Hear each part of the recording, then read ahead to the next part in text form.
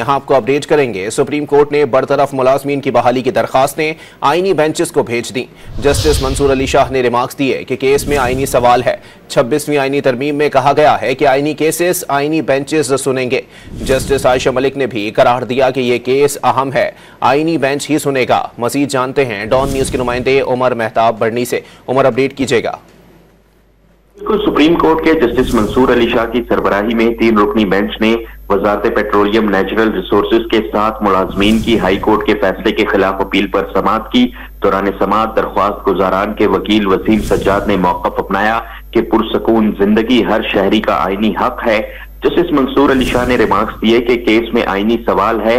26वीं आईनी तरमीम में कहा गया कि आईनी केसेस आईनी बेंचेस सुनेंगे। अब आईनी बेंचेस बनेंगे और वही तयन करेंगे।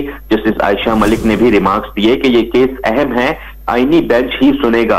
अदालत ने करार दिया कि हम ये दरख्वास्तें आईनी बेंच को भिजवा रहे हैं। अदालत ने बरतरफ मुलाजमीन बहाली की दरख्वास्तें आईनी बेंचेस को भिजवा दी। वाज़ेह रहे कि वजारत पेट्रोलियम नेचुरल रिसोर्सेज के 7 मुलाजमीन ने हाई कोर्ट के फैसले के खिलाफ सुप्रीम कोर्ट से रुजू कर रखा है। जी, बहुत शुक्रिया उमर।